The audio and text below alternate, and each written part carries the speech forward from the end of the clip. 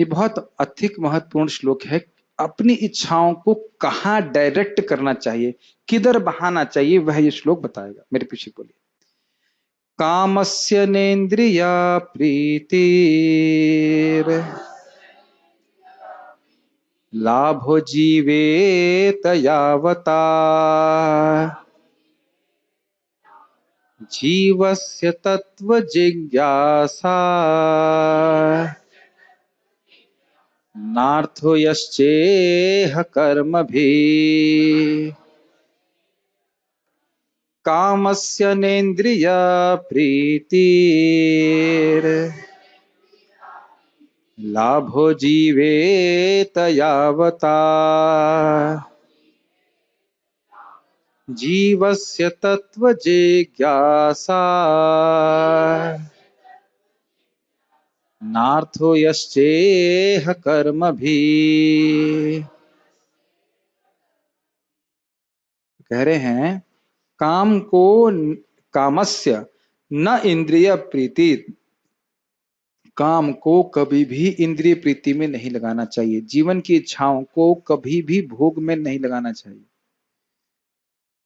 किससे लगाना चाहिए? लाभो जीवेत यावता, उतना ही लाभ करना चाहिए जिससे जीवन धारण हो सके, स्वस्थ जीवन हम धारण कर सकें। और वह स्वस्थ जीवन जीना क्यों चाहिए? तो कह रहे हैं जीवस्य तत्व जिज्ञासा, तत्व क्या है, सत्य क्या है, उसकी जिज्ञासा करने के लिए जीवन धारण करना चाहिए। ये बहुत बात ध्यान देने वाली है कि बीमार हो गए तो ना तो हम भोग कर सकते हैं और ना हम योग कर सकते हैं। तो भोग तो खैर करना ही नहीं चाहिए, लेकिन योग करने के लिए भी, भक्ति करने के लिए भी हमारा स्वस्थ रहना बहुत जरूरी है। और कह रहे हैं न अर्थ यश चेह कर्म भी, जो इस जगत में इस जगत में हम कोई कर्म करते हैं उनके इसके अलावा उसका कोई प्रयोजन नहीं होना चाहिए। समझ रहे हैं? काम को इंद्रिय तृप्ति में कभी भी नहीं लगाना चाहिए और इस प्रकार से जीना चाहिए कि हम स्वस्थ जी सकें। और जीने का उद्देश्य क्या है? हम तत्व जिज्ञासा कर सकें। भगवान कौन है, भगवान का तत्व क्या है, भगवान की हम सेवा कैसे कर सकते हैं, इस प्रकार से। और हमारे कर्मों का कोई उद्देश्य नहीं होना चाहिए। समझ पा रहे हैं मेरी बात? हम लोग कैसा भी जीवन जिए हों, लेकिन यह श्लोक अब हम अपने जीवन में अप्लाई करने का प्रयास करना चाहिए। समझ में आ रहा है? अज्ञान में हमने कैसे भी जीवन बता दिया हो, प्राय सभी लोग इसी प्रकार से जन्म लेते हैं और स्वाभाविक रूप से हमारी यही ट्रेनिंग होती है कि हम इंद्रिय तृप्ति कैसे करें बढ़िया से। लेकिन यह श्लोक हमें क्यों बोला जा रहा है? क्योंकि ये केवल इंसानों को बोला जा सकता है। इसको एक्सप्लेन कीजिए। माइक पे बताइए, माइक पे बताइए, ऐसे मुझे सुनाई नहीं पड़ता। यह श्लोक हमको बताया जा रहा है और हम ही को क्यों बताया जा सकता है श्लोक? ये जो इसमें है जीवस्य तत्व जिज्ञासा, ये केवल मनुष्य शरीर में आकर ही जीव कर सकता है। Very nice. ये पढ़ाया गया था ना आप लोगों को भक्ति वृक्ष में? अथा तो ब्रह्म जिज्ञासा। यस, अथ मतलब अब मुझे मानव शरीर प्राप्त हुआ है, उसका एकमात्र प्रयोजन क्या है? भगवान के बारे में जिज्ञासा करना। और ये ध्यान देना चाहिए कि भगवान के बारे में जिज्ञासा होगा तो चित्त भगवान में जाएगा। इस जगत में किसी भी वस्तु के बारे में आप जिज्ञासा करते हैं तो उसके बारे में सोचते हैं कि नहीं सोचते? कहां पैसा इन्वेस्ट करूं कि मुझे सबसे अच्छा रिटर्न मिले, किसके बारे में सोचते हैं? रवि प्रभु बताइए, आपके पास माइक है। मुझे तो इन्वेस्टमेंट के बारे में पता नहीं है। एग्जाम्पल नहीं, देखो मैं कोई कमेंट नहीं कर रहा, एग्जाम्पल बताइए कि अगर आप इन्वेस्टमेंट में लगाते हैं मन, तो जब मन में जिज्ञासा होती है मैं कहाँ इन्वेस्ट करूं, तो किसके बारे में सोचते हैं? राधा श्याम सुंदर के कौन से अंग का ध्यान होता है? नहीं, मैं मजाक में बने रहा हूं, मजाक की बात लग रही है, लेकिन एक सिंपल सी बात है, बताइए किसका ध्यान होता है आपको? इन्वेस्टमेंट का ध्यान आता है ना। चलो सी बात है, शेयर्स का, इसका। अगर मैं सोच रहा हूं कि भाई वो फार्म में रोड को कैसे ठीक कराऊं, तो किसका ध्यान आता है? रोड का ध्यान आएगा। तो जिज्ञासा का फल क्या है? ध्यान। जिज्ञासा से ध्यान अपने आप ही हो जाता है। तो ब्रह्म सूत्र में बताया गया है अथा तो ब्रह्म जिज्ञासा। और भागवतम का पहला श्लोक क्या है? धीमहि। हम उन परम सत्य का ध्यान करते हैं। तो परम सत्य की जिज्ञासा से क्या होगा? परम सत्य का ध्यान होगा। ये इसलिए पहला जो श्लोक है वह वेदांत सूत्र के श्लोक का व्याख्या है। जिज्ञासा करोगे तो जिज्ञासा का रिजल्ट क्या होगा? भगवान में जाएगा। ये बात आगे भी आ पाएगी। जब भगवान के संबंध में प्रश्न होते हैं तो मति भगवान में जाती है, और मति भगवान में जाती है तो जीव कहाँ जाता है? दोबारा मां के गर्भ में नहीं जाता। तो ये जो इंसान का जीवन है यह हमारी तत्व जिज्ञासा के लिए। अब आप लोग एक प्रैक्टिकल प्रश्न भी कर सकते हैं कि गृहस्थ जीवन में कोई रह रहा है तो उसको नौकरी करनी पड़ती है, तो वहां भी बहुत सारी बातें होती हैं, लेकिन उसमें जिज्ञासा मत बनाइए। मेरी बात समझ में आ रहा है? इंग्लिश में बोलते हैं इनडिफरेंट, हिंदी में क्या बोलेंगे उसको? उदासीन रूप से कार्य करना चाहिए। जैसे मान लीजिए कोई व्यक्ति को आप समझ गए उदासीन का मतलब, समझते हैं उसको कोई इसमें रुचि नहीं। जैसे एग्जाम्पल दिया जाता है कि मान लीजिए सिक्योरिटी है, वो खड़ा तो सिक्योरिटी है गेट पे, लेकिन सोच रहा है अपनी पत्नी के बारे में, अपने बच्चे के बारे में, उसको वहां पे करने में कोई आसक्ति नहीं। उसी प्रकार से बहुत इस जगत में महान बनने का प्रयास हमें नहीं करना चाहिए। हम लोग महान फिल इन द ब्लैंक्स बन सकते हैं। हम इस जगत में महान डैश बन सकते हैं। क्या बन सकते हैं? हाँ महान मूर्ख बन सकते हैं, क्योंकि सब कुछ इकट्ठा किया और फिर सब चला गया। अलेक्जेंडर को जब दबाया जा रहा था उसने कहा था मुझे हाथ ना दोनों बाहर करना और खाली ऐसे दिखा देना कि खाली हाथ है, इतना मैंने सब कुछ राज्य कमाया और मैं हाथ कुछ भी साथ में नहीं लेके जा रहा। और जो हमने भगवान की तत्व जिज्ञासा में जीवन बिताया वह तो हमारा शाश्वत संस्कार है, तो आप लोग सब जानते हैं।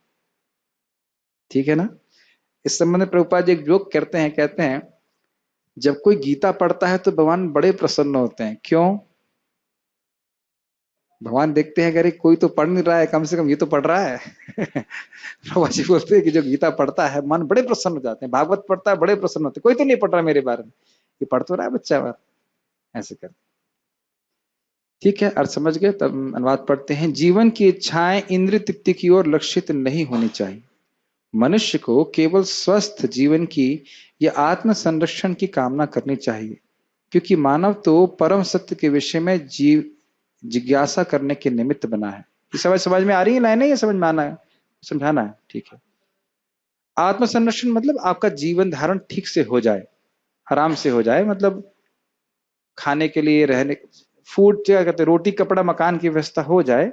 मकान बहुत बड़ा नहीं हो लेकिन कम से कम आप लोग के रहने के लिए हो जाए, उसमें लीक नहीं हो, ऐसा। अब वैसे भी जीवन की आवश्यकताएं भी हर व्यक्ति के स्टैंडर्ड के हिसाब से है, लेकिन देखिए एक बात यह है कि अगर व्यक्ति की तत्व जिज्ञासा होने लगती है, भगवान के बारे में कथा रुचि होने लगती, तो अपने आप उसका जीवन सिंपल हो जाता है, उसको अलग से बोलने की आवश्यकता नहीं। और अगर भगवान की जिज्ञासा नहीं है तो अपने आप ही जीवन कॉम्प्लिकेटेड भी हो जाता है।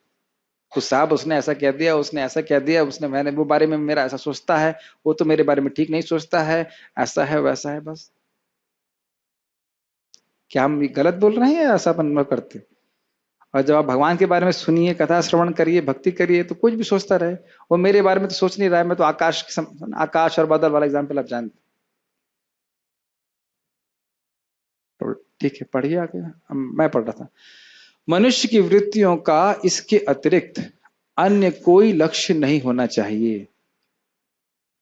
क्या क्या वृत्तियां हैं? यहां तक कि हम लोग जो स्नान करते हैं यह भी एक वृत्ति है, और स्नान भी भक्ति हो जाता है अगर हम भगवान की आरती कर रहे हैं, भगवान के जप के लिए बैठते। जो श्रवण कीर्तन कर रहे हैं, भक्ति कर रहे हैं, तो उसके संग के प्रभाव से जो हमारी अन्य क्रियाएं हैं वह भी भक्ति बन जाती। तो सीधे शब्दों में कहा जाए कि मानव जीवन किस लिए बना है? ताकि हम भगवान श्री कृष्ण की भक्ति कर सकें, भगवान के बारे में जान सकें। ये सब चीजें श्रीमद् भागवतम के द्वारा बड़ी पूर्ण होती हैं। भागवतम के शब्द पे हम अर्थ पे विचार करें तो बहुत बार हम सोचते हैं इसको कि भाई ये क्यों बोला गया है, इसका क्या अर्थ है। आचार्यगण टीका भी इस प्रकार से लिखते हैं, ये बोला गया तो ये क्यों बोल रहे हैं, वो बोला गया तो ये क्यों बोल रहे हैं। तो इस प्रकार से हमारी वह तत्व जिज्ञासा करने की शक्ति को निर्माण करते हैं। नहीं तो हम तो कोई तत्व जिज्ञासा करते नहीं। भगवान किस प्रकार से जन्मा है, कोई सोचता है? प्रश्न हुआ कभी? कोई नहीं होता। तो ये सब बातों पर विचार करना चाहिए, तो इसीलिए मानव जीवन है। श्रीधरी टीका वो यही बात बोल रहे हैं, काम अर्थात विषय भोग का लाभ फल इंद्रिय प्रीति नहीं है। जीवन धारण करने हेतु ही काम का सेवन करना चाहिए। और उसके बाद वो कहते हैं कि जीवन, प्राय लोग सोचते हैं कि जीवन इसलिए होना चाहिए ताकि वे कर्म अनुष्ठान करें, कर्मकांड करें और उसके द्वारा फिर उनको भोग की प्राप्ति हो, लेकिन उसके लिए नहीं है, अपितु जीना किसके लिए चाहिए? तत्व की जिज्ञासा के लिए। ठीक है, तात्पर्य को पढ़ेंगे। कुरान प्रभु पढ़िए।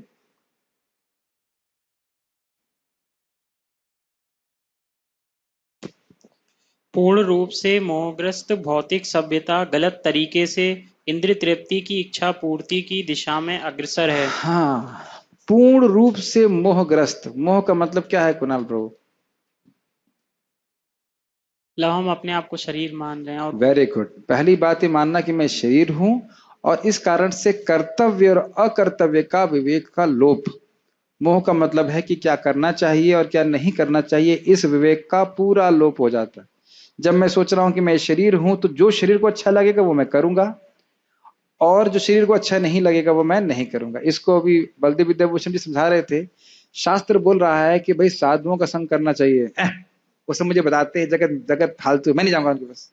जैसा कि प्रभु जी ने बताया कि लोगों इनवाइट करते और नहीं आते, यहाँ उनका द्वेष हो जाता है।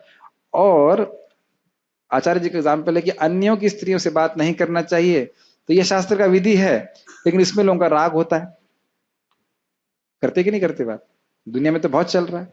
तो जो बातों को शास्त्र मना कर रहा है उसको मोहग्रस्त सभ्यताओं के लोग खूब कर रहे हैं। टीवी में पिक्चर में क्या देख रहे हैं? यही देख रहे हैं कि सती अनुसैया, वह तो पिक्चरें सब गायब हो गई, रील भी खत्म हो गई। अब जितनी भी पिक्चरें दिखा रहे हैं इसमें कौन सती होती है मेरे बताइए? और जितने हीरो हैं वो कोई वो हैं, क्या नाम से, क्या था वो जो अपने माता पिता को लेके जा रहा था? श्रवण कुमार। श्रवण कुमार के को तो नहीं दिखा रहे हैं कोई। अक्षय कुमार दिखा सकते हैं लेकिन श्रवण कुमार नहीं दिखा रहे ना। तो जो हमारे, अब हम मजाक की बात कर रहे हैं लेकिन हमारे सारे आइडियल चेंज हो चुके हैं। अब हम अगर शास्त्र पढ़ेंगे तब हमको लगता है हम प्रहलाद महाराज की तरह भक्त होते तो कितना अच्छा होता। या जैसे कि भगवान के जो मित्र हैं वहां से प्रेम कर रहे हैं, ऐसा ऐसा होता तो कितना अच्छा। तो शास्त्र कहाँ सुनने को मिल रहा है ना? तो इस प्रकार से मोहग्रत भौतिक सभ्यता केवल इंद्रिय तृप्ति में लगी हुई। जैसे प्रभु जी ने बताया, जैसा हमने सोच लिया कि हम शरीर हैं तो बस इंद्रिय तृप्ति ही हमारे जीवन का उद्देश्य होगी। तो इससे मोह से बाहर निकलना चाहिए। इसलिए पहले ये समझना चाहिए कि मैं शरीर हूं नहीं, तब व्यक्ति अपने जीवन को नियमित करके आत्मा की अनुभूति करने के लिए प्रयास करेगा। आगे पढ़िए। ऐसी सभ्यता में जीवन के सभी क्षेत्रों में इंद्रिय तृप्ति ही चरम लक्ष्य होता है। चाहे राजनीति हो या कि समाज सेवा, परोपकार, परहितवाद या धर्म, यहाँ तक कि मोक्ष में भी वही इंद्रिय तृप्ति के रंग की प्रधानता बढ़ती ही जा रही ये है। लाइनें समझ में आ रही हैं आपको? जिसको समझ में आ रही है वो समझा सकते हैं कोई? यहाँ प्रभुपाद जी बोल रहे हैं कि जो व्यक्ति राजनीति कर रहा है, समाज सेवा कर रहा है, वह भी अपनी इंद्रिय तृप्ति कर रहा है। क्यों? क्योंकि वह अन्यों की इंद्रियों से अपनी इंद्रिय की पहचान कर रहा है। समझ में आती है बात? ये समझ में आ रहा है? मैं खाना नहीं खाऊंगा लेकिन मेरे समाज के लोग खाना खाएं, उनको रोटी कपड़ा मकान की व्यवस्था करें, तो भगवान कहाँ आए इसमें? रोटी कपड़ा की व्यवस्था करी कोई बात नहीं, लेकिन उन्हें भगवान के बारे में तो बताना चाहिए ना। तो अब मैं उनको भगवान के बारे में नहीं बता रहा हूं और मैं उन्हें रोटी कपड़ा मकान दे रहा हूं। बहुत ध्यानपूर्वक सुनिए। तो वह किसको मानेंगे? उनका उद्धार करने वाला कौन है? समझ में आया? तो कौन भगवान हो गया उनके लिए? और लोग बोलते भी हैं, बोलते हैं नहीं साहब आप तो हमारे लिए भगवान हो गए। तो ये भगवान बनने का ही इच्छा है जो इस प्रकार से परिलक्षित हो रही है। और अंततोगत्वा जब जगत में इस प्रकार से असंतुष्ट हो जाता है तो वह मोक्ष प्राप्त करना चाहता है। अरे मैंने लोगों की सेवा करी लेकिन मैं संतुष्ट नहीं हुआ, अब बस मैं अपने मुक्ति चाहता हूं। मुक्ति मतलब बस हो गया, बहुत हो गया, फ्रस्ट्रेट हो गए। ऐसी जगह चला जाओ जहां कैसे मिलने को ना हो, गए बात करने के लिए ना हो, ऐसा है। इस पे हमारे कमल लोचन प्रभु बड़ा अच्छा कमेंट कर रहे थे। मैं बोल रहा हूं, थोड़ा कैच करने का प्रयास कीजिए। जितनी भी बद्धात्माएं हैं उनके आसपास जो लोग हैं वह उनको शुद्ध करने के लिए उनके पास हैं। कितने लोग को समझ में आई बात है? जब कोई आपके प्रति खराब बर्ताव कर रहा है तो हम हमको शुद्ध करने के लिए दे। अगर कोई हमारे अनुसार कार्य नहीं कर रहा है या कोई परिस्थिति कार्य, और बहुत सारे लोग ऐसे होते हैं, तो वह हमको शुद्ध करने के लिए ही है, हमको शुद्ध करने के लिए, क्योंकि हम सब चाहते हैं कि जगत का केंद्र मैं बन जाऊं और सब कुछ ऐसे होना चाहिए जैसा मैं चाहता हूं। अच्छा, अब हमने यह सुन लिया, बहुत ध्यानपूर्वक सुनिए, कि हमें अभक्तों का संग नहीं करना चाहिए, हमें केवल भक्तों के साथ में रहना चाहिए। तो अब आपका शुद्धिकरण कौन करेगा? भक्त ही करेंगे। तो कभी कभी भक्त भी खराब बर्ताव कर सकते हैं, तो इसलिए मत सोचिए कि अरे अब तो फिर मैं भक्तों के पास चला जाऊं। हाँ, वो हमारे शुद्धिकरण के लिए, क्योंकि जो भक्त बन रहा है वो भक्त बन गया नहीं है। अंतर समझ गए? तो उसकी कुछ प्रवृत्तियां गलत हो सकती हैं और उसको हमें सहन करना चाहिए। उन्होंने पूछा अपने गुरु महाराज को, परम पूज्य गोपाल कृष्ण महाराज को, महाराज कब तक सहन करूं, मुझे किसी मंदिर में भेज दीजिए, इस मीरा रोड से हटा दीजिए, बस यहाँ पे नहीं रहना। बोला आपको सहन करना चाहिए। तो महाराज वो पूछे महाराज कब तक सहन करूं? तो महाराज बोला 40 साल से तो मैं कर ही रहा हूँ 40 साल से तो मैं सहन कर ही रहा हूँ। और मुझे यही बात भक्ति सामत महाराज ने बताई, जो मेरे काउंसलर हैं, कि हमें और कोई तपस्या करने की जरूरत नहीं है, खाली हम भक्तों को सहन कर लें, क्योंकि बिना भक्तों के बिना हम भजन भी नहीं कर सकते। खैर, मैं खाली ये बात बोल रहा था कि हर जगह इंद्रिय तृप्ति ही सेंटर है, अन्यथा, और इंद्रिय तृप्ति के लिए व्यक्ति बहुत उत्साहित होता करने के लिए, लेकिन भगवान की सेवा के लिए व्यक्ति उतना मेहनत नहीं करना चाहता। यस, हाँ जी। हरे कृष्ण। फिर वो जी भक्तों में भी बहुत कैसे पहचानेंगे ये अच्छा पूर्ण भक्त हैं? और ये भगवान से प्रेम, भक्तों से मैत्री, जो लोग इनोसेंट है उन पे कृपा, और जो द्वेषी हैं उनकी उपेक्षा। कम से कम यह लेवल तो हमें देखना चाहिए। क्योंकि मैं और अगर भक्त झगड़ा कर रहा है वो अच्छा भक्त नहीं। New fight means always fight. नहीं, कुछ ही समय में तो नहीं पहचान पाते ऐसे तो सुनना चाहिए। और जैसे भक्त लोग जो दूसरों की निंदा कर रहे हैं तो भक्त तो है, लेकिन ठीक भक्त नहीं। जो क्या है, न तद भक्तेषु चान्येषु तद भक्ता प्राकृत स्मृता। जो दूसरों का, सामान्य लोगों से और भक्तों से बर्ताव करना ठीक से नहीं जानता है, वह व्यक्ति प्राकृत भक्त है, मटेरियलिस्टिक है, मतलब भक्त है नहीं, भक्ताभास कह सकते हैं। असली भक्ति शुरू होती मध्यम अधिकार से, जब हम कम से कम भगवान से प्रेम करना सीखें, भगवान की सेवा करें, भक्तों से मैत्री करें, जो लोग भक्ति के बारे में जानना चाहते हैं उनको प्रचार करें, और जो द्वेषी हैं उनसे हम दूर रहें, उनसे द्वेष नहीं करें। द्वेष तो किसी से भी नहीं करना। तो ये सब सुनने से धीरे धीरे आता है। जब सुनेंगे तो हमें अपनी गलती भी समझ आती है, मैं किस लेवल पे हूं, फिर धीरे धीरे प्रगति करते। आगे पढ़िए, कौन पढ़े? हाँ। राजनीतिक क्षेत्र में लोगों के नेता अपनी अपनी इंद्रिय तृप्ति के लिए परस्पर झगड़ते हैं। ये तो स्पष्ट है। क्या वो हमारी सेवा के लिए हाथ जोड़ते हैं? एक्चुअली बोलते हैं एक बार सेवा का मौका अवश्य दें, लेकिन एक्चुअली बोलना चाहते हैं एक बार मेवा का मौका अवश्य दें। मेवा नहीं मिल रहा है, बहुत सारा मेवा खाना है, बहुत सारा चारा खाना है, तो कृपया हम लोगों को आप जरा मौका जरूर दें। यस। मतदाता भी नेताओं को तभी मानते हैं जब वे उनकी इंद्रिय तृप्ति कराने का वचन देते। मान लीजिए मैं कभी खड़ा नहीं होने वाला, मान लीजिए मैं वोट के लिए खड़ा हो जाऊं, मैं कहूं कि भाई मुझे वोट दीजिए, मैं आपको भागवत पढ़ने के मौका दूंगा, तो एक भी वोट नहीं मिलेगा। आप लोग दे सकते हैं, लेकिन अन्यथा कोई वोट नहीं देने वाला है ना। लेकिन इसके विपरीत आप 5वें स्कंद में पढ़ेंगे, जब भरत महाराज राज्य कर रहे थे तो वहां के लोग भगवत धाम भी नहीं जाना चाहते थे, इतने वे भक्ति करके तृप्त थे, मुक्ति की इच्छा भी नहीं थी। ये नहीं थे कि भोगी थे, इतने तृप्त थे भक्ति करके कि उन्हें कोई जगत कुछ भी अभिलाषा नहीं थी। ऐसे राजा थे वो। हर व्यक्ति, आप सब हाँ कौन सी बड़ी बात है, आप प्रचार करिए जरा, समझ में आ जाएगा। एक व्यक्ति के हृदय से भौतिक इच्छा को निकालना कितना कठिन है, अपने हृदय से भौतिक इच्छा को निकालना कठिन है, और वहां पूरे राज्य के लोग जो है भौतिक इच्छा से रहित थे। ऐसा राज्य किया करोड़ों साल तक। पढ़िए आगे। जब मतदाता अपनी इंद्रिय तृप्ति में असंतुष्ट हो जाते हैं तब वे नेता को पदच्युत करा देते हैं। देख रहे हैं, हर 5 साल के बाद हम चेंज करना चाहते हैं। यस, नेताओं द्वारा मतदाताओं की इंद्रियों की तुष्टि न करके उन्हें सदैव निराश करना पड़ता है। अन्य क्षेत्रों में भी यह लागू होता ये है। बात समझ में आई आपको?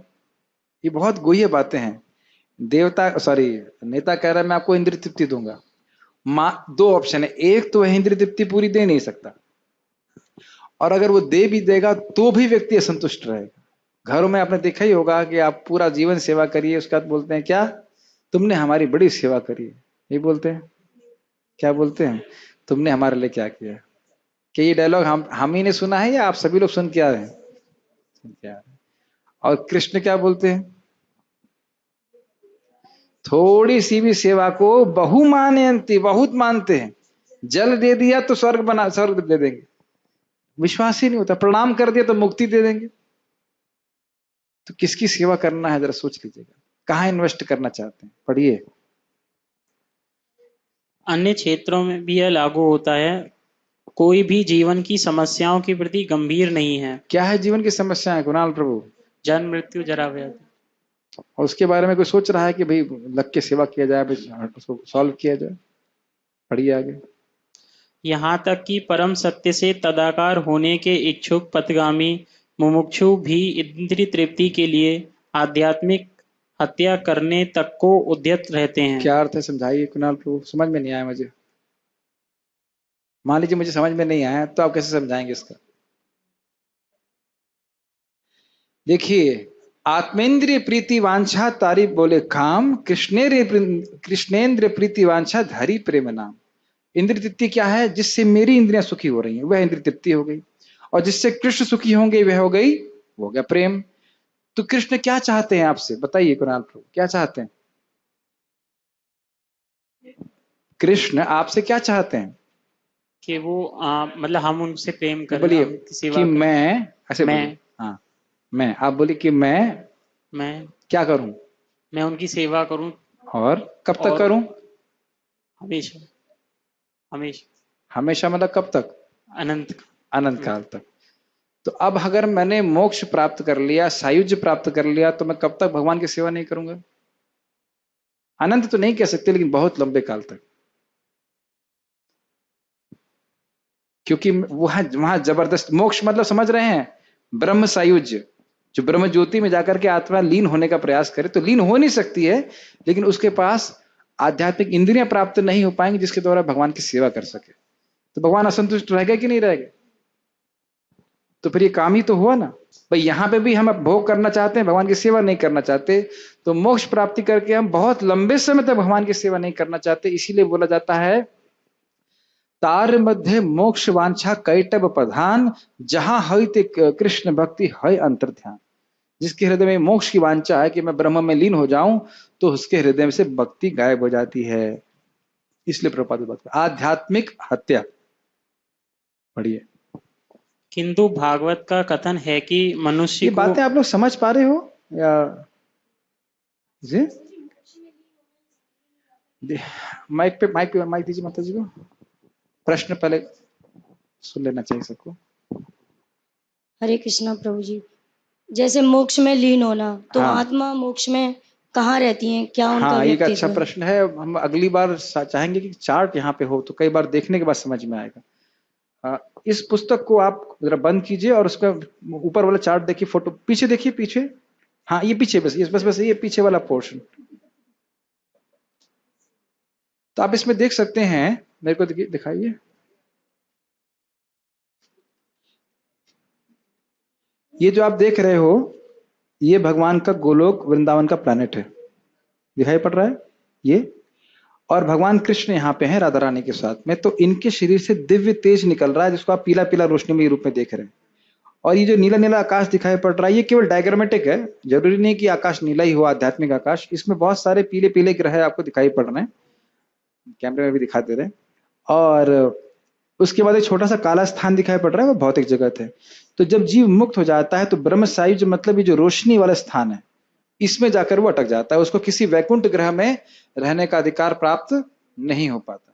तो इसको ब्रह्म सायुज्य कहा जाता है, इसको मोक्ष कहा जाता है। एक और तरीका हो सकता है जिसमें कोई व्यक्ति महाविष्णु के शरीर में प्रवेश कर जाए, तो वह भी कुछ समय के लिए मोक्ष होता है, उसमें भगवान की सेवा नहीं हो पाती।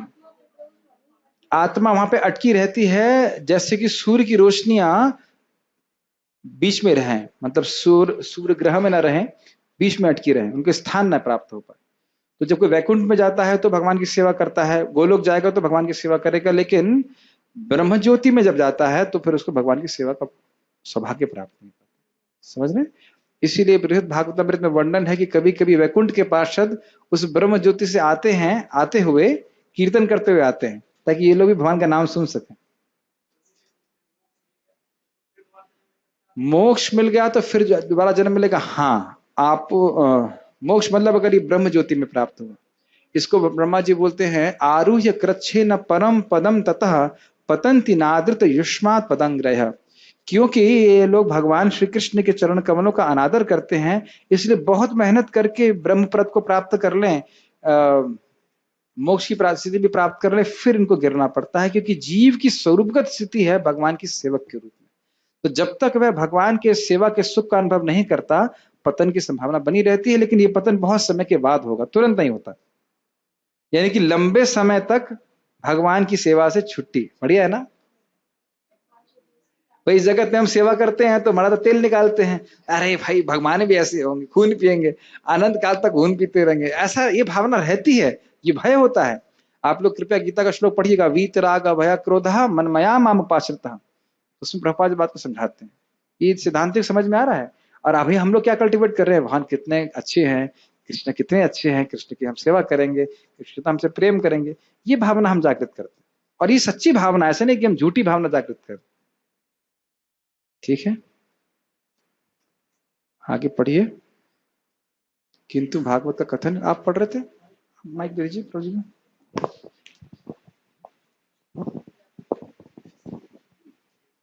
किंतु भागवत का कथन है कि मनुष्य को इंद्रिय तृप्ति के लिए नहीं जीना चाहिए। स्पष्ट है, पढ़िए। इंद्रियों की तुष्टि वहीं तक की जाए जहां तक आत्म संरक्षण हेतु आवश्यकता हो, इंद्रिय तृप्ति के लिए नहीं।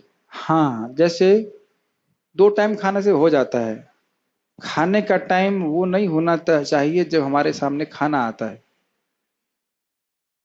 समझ रहे हैं आप लोग? ट्रेन में देखते ना, चाय चाय चाय चाय आ गई, चिप्स चिप्स चिप्स चिप्स खाना चालू कर दिया, तो उसका और कुछ आया थम्स अप, तो थम्स अप चालू कर दिया, तो मतलब रुकते ही नहीं, बकरी की तरह हमेशा खाते रहते हैं। तो ऐसा जीवन इंद्रिय तृप्ति का जीवन है। ये आंखें कह रही हैं कि भाई टीवी देखो, तो नहीं, आंखें कहाँ लिखाने चाहिए? कृष्ण का स्वरूप देखने में। बहुत सुंदर। यस, ये मैं श्लोक भेजूंगा आप लोगों को। सकृद संग प्रतिमा, भगवान की प्रतिमा, भगवान की मूर्ति को पे जबरदस्ती मन में एक बार लगा दे तो भगवान उसको सारूप पे देते हैं। और देखिए रोज अगर आप ड्रेसिंग करें, कितना सुंदर है, देखिए ड्रेसिंग।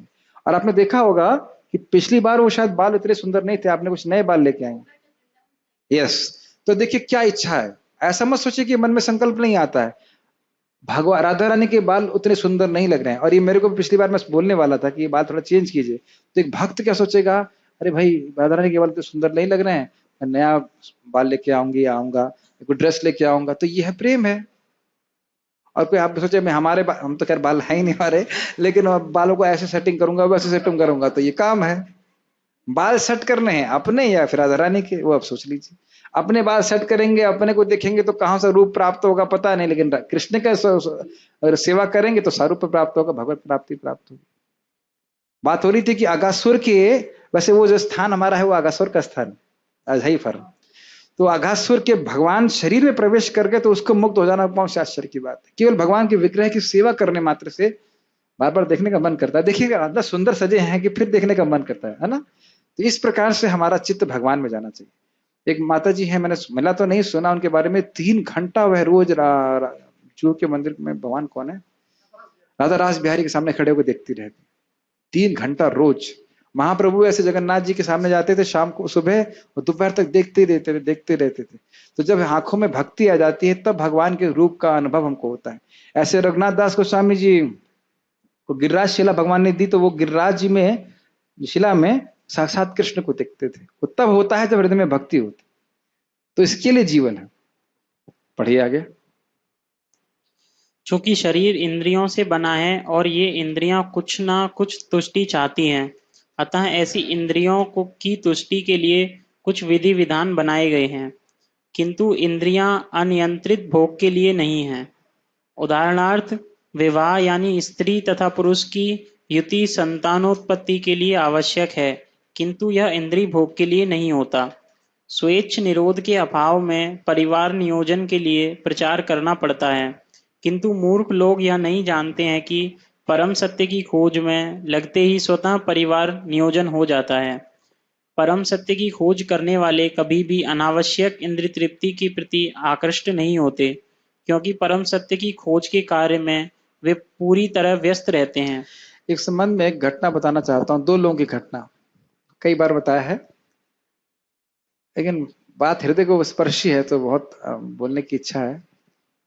हमारे प्रेसिडेंट थे ना भारत के, अब्दुल कलाम जी, तो उनको पूछा कि आपने शादी क्यों नहीं करी, तो बोले मैं भूल गया। इतना वह मिसाइल बनाने में व्यस्त थे कि वह भूल गए। तो चार्जिंग में लगा देंगे।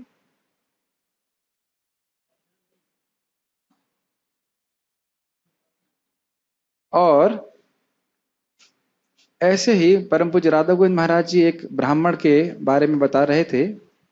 उस समय वहां पे लाइट नहीं हुआ करती थी उस जमाने में, तो वो कुछ शास्त्र लिख रहे थे। तो एक दिन हवा के कारण दीपक बुझ गया। सुनाई थी मैंने कथा आपको। तो एक महिला आई और उस दीपक को जला दी। तो उन्होंने से ऊपर देखा और उन्होंने बोला आप कौन है? तो बोले मैं आपकी पत्नी हूं। और वो वृद्ध हो गई थी। तो वो जो शास्त्र लिखा वह अपनी पत्नी के नाम पे लिखा। कल्पना नहीं कर सकते ना, उनको यह भी याद नहीं रहा कि कब शादी हो गई, कब क्या हो गया। तो क्या कारण था जो प्रभुपाद यहाँ बता रहे हैं कि परम सत्य की जिज्ञासा में इतने वो व्यस्त रहते हैं। बढ़िया, मतलब इतना इतना सही में अगर आप भागवतम को पढ़ने लग जाएं, समझने लग जाएं, तो इतना विशाल ग्रंथ है और इतना रोचक है। स्वाभाविक रूप से हम चाहते हैं कि अधिक से अधिक समय हमें भागवतम डिस्कशन में लग जाए। कितनी सुंदर सुंदर बातें हमको सीखने को मिल रही है कि नहीं? पढ़िए। अतएव जीवन के प्रत्येक क्षेत्र में परम सत्य की खोज को ही चरम लक्ष्य बनाना चाहिए।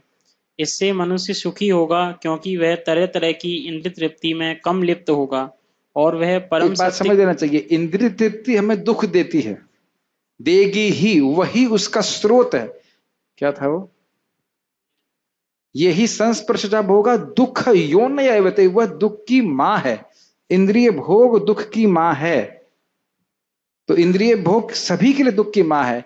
तो अगर हम इंद्रियों को बस केवल उतना संतुष्ट करते हैं जितना कि आवश्यक है, तब तो दुख प्राप्त नहीं होगा। लेकिन अगर भोग में लगे तो दुख होगा ही। तो जितना समय हम भगवान की सेवा में लग गए तो भोगों से निवृत्त रहेंगे, तो दुख से भी निवृत्त रहेंगे। पढ़िए आगे। और वह परम सत्य क्या है, इसकी व्याख्या आगे की गई है। उसकी व्याख्या हम अगले हफ्ते करेंगे। कोई प्रश्न है? ये समझ में आया श्लोक? जीवन की इच्छाओं को कभी भी भोग के लिए लगाना नहीं चाहिए, केवल शरीर ग्रहण करने के लिए या शरीर धारण करने के लिए लगाना चाहिए। और शरीर धारण इसलिए करना चाहिए ताकि बहुत सारा पैसा इकट्ठा हो जाए। हाँ प्रभु जी, ये शास्त्रों का सार आपने बताया, जिससे आत्मा सुप्रसिद्ध होती है, आत्मा खूब प्रसन्न हो जाती है। नहीं, यह है जीवन इसलिए लगाना चाहिए ताकि तत्व जिज्ञासा के लिए हो सके। जो बुद्धिमान है, और देखिए जो लोग वृद्ध हो रहे हैं वह इसको टेस्टिफाई कर देंगे, सत्यापित करेंगे कि जैसी इंद्रियां अभी चल रही हैं वैसी नहीं चलती हैं। अभी आपको बोलेंगे प्रभु जी हरे कृष्ण मंत्र बोलिए और सुनिए, तो दिक्कत यह है कि मन की प्रॉब्लम है, बुढ़ापे में सुनाई नहीं पड़ेगा। हाँ, मैं पाली में गया, एक बद्ध आए, कहे प्रभु जी आप बोल रहे हो, सुन बोल के सुनना चाहिए, मुझे सुनना ही बंद हो गया। अब क्या बोले? हमने कहा ठीक है, मन में करिए, क्या करेंगे। अब मेरी माता जी को मोतियाबिंद हो गया। आप कहो कि भाई भागवत पढ़ो, तो पढ़ना ही नहीं हो पाएगा। हम ऑपरेशन करा लेंगे फिर भी। बहुत अच्छा बात माता जी बोल रही थी कि एक समय था कि मैं कई कई किलोमीटर चल लेती थी, आज मुझसे मंदिर की 4 परिक्रमा करना भारी। उसको ही बड़ा पुरुषार्थ मानती है। उस दिन मुझे वो बोल रही थी, मुझे बड़ा दया आ रही थी, कह रही थी कि मैं बहुत खुश हूं कि मैंने 8 परिक्रमा कर ली। मैंने कहा ये स्थिति देखी आ जाती है बुढ़ापे में। तो इसलिए वृद्धावस्था आए उससे पहले खूब जम के भक्ति कर लेनी चाहिए। कोई प्रश्न है यहां तक? इस बारे में कोई प्रश्न नहीं है आपको? कोई विरोध भी नहीं है? अरे सब तो संत बैठे हैं आप। ठीक है, यहाँ रुकते हैं हम लोग। श्रीमद् भागवतम की जय।